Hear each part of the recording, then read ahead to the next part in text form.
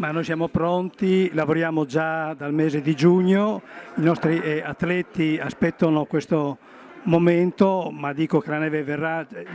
c'è sempre stata, intanto c'è il freddo, si spara, a Tarvisio, a Piancavallo, qualcosa anche in Carnia, diciamo così, alcune piste sono pronte, manca solamente il via, ma siamo fiduciosi, sicuramente quest'anno avremo tanta neve, siamo ottimisti. Ma lo stato di salute è sempre buono, abbiamo tantissimi atleti a età giovanile, abbiamo qualcosa come 800 atleti, diremo un numero importante,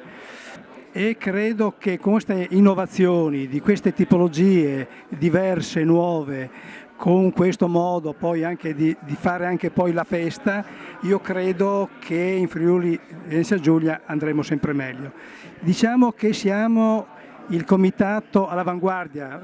di queste cose, in Italia se ne parla ma si fa poco, qui invece ne parliamo poco, però si fa.